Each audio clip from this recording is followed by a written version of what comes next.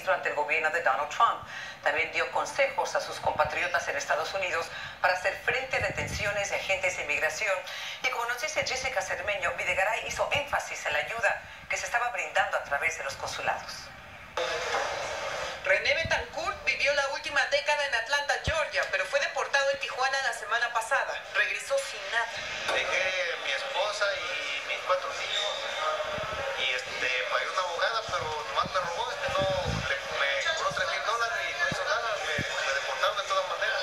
René llegó a la casa del migrante en Tijuana. Ahí compartió con Univisión cómo lo detuvieron y cómo casi inmediatamente lo deportaron. Iba al trabajo y me paró el policía.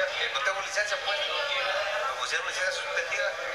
Y cuando me llevaron, pues, me pusieron el juez de inmigración y me deportaron.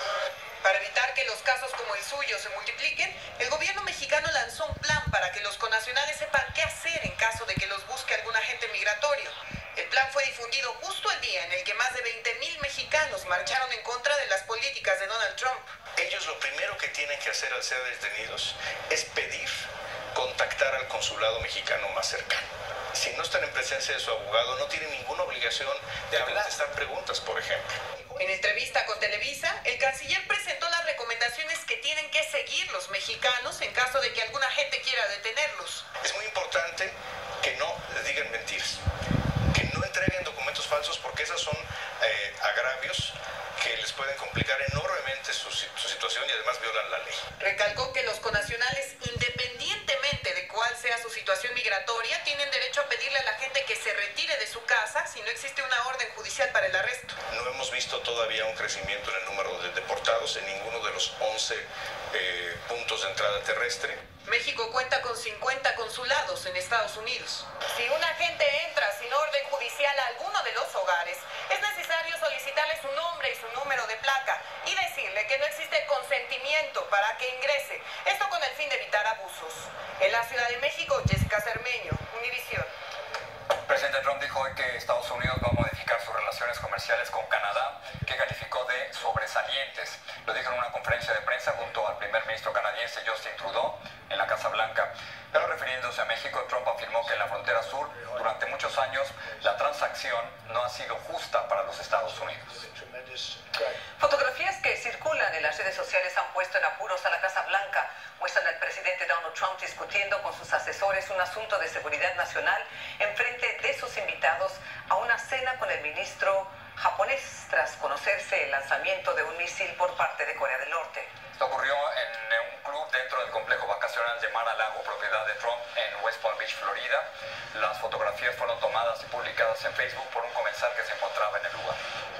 El vicepresidente Mike Pence y la asesora nacional Kellyanne Conway disculparon públicamente al asesor nacional de seguridad Michael Flynn por una conversación que sostuvo con el embajador ruso en la que habrían discutido las sanciones contra Rusia.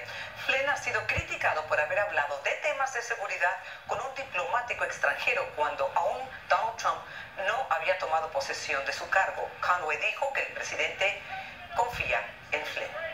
El Departamento del Tesoro de Estados Unidos sancionó al vicepresidente venezolano Tarek Aissami por sus vínculos con traficantes de drogas y con grupos extremistas musulmanes. Le retiraron la visa y le confiscaron propiedades que tiene en los Estados Unidos. Además, serán congelados fondos que Aissami tiene en bancos extranjeros. Como nos dice Janet Rodríguez, esto está ocurriendo. Adelante. Así es, Jorge, esto está ocurriendo en este momento. Acabamos de terminar una llamada con funcionarios de gobierno que dicen que el vicepresidente venezolano con su asociado Samar José López Bello jugaron un papel significativo en una red de narcotráfico internacional. Según las autoridades de gobierno estadounidenses, ellos facilitaban envío de miles de kilos de drogas a México y a Estados Unidos principalmente y protegían a otros narcotraficantes en Venezuela. La investigación es el resultado, dicen, de una investigación que ya lleva años antes de que el Aissami fuera nombrado vicepresidente de Venezuela. Ahora, como bien dices, esto significa que se le anula su visa, le confiscan propiedades en Estados Unidos y le prohíben realizar transacciones financieras o comerciales con instituciones estadounidenses. Por lo menos 8 compañías venezolanas y 5 compañías americanas, la mayoría basadas en Miami, Florida, habían estado también involucradas en esta red de narcotráfico. Según las autoridades, esta es una designación, o no es una designación política, es una designación financiera, y al momento el Departamento de Justicia no se ha pronunciado si va a imponer cargos federales en contra del vicepresidente. Mientras tanto, el senador de la Florida, Marco Rubio, ya ha felicitado al gobierno por estas sanciones y las autoridades venezolanas no se han pronunciado. Regreso contigo. Janet, gracias. Ni la cárcel ni la deportación lograron frenar las estafas migratorias de una hispana. Y la vuelta a casa no sería tan pronto como quisieran unos 200,000 evacuados por problemas con una presa en California que se desborda.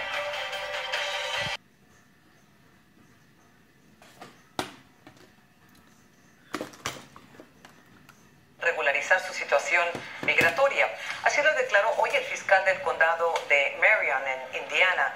Desde Indianápolis, Luis Navarro nos dice quién es la mujer que estafó a decenas de miles de dólares a indocumentados como ella. El endurecimiento de las políticas migratorias de la administración Trump y las redadas de ICE ha llevado a muchos indocumentados a buscar ayuda desesperada para arreglar su situación migratoria.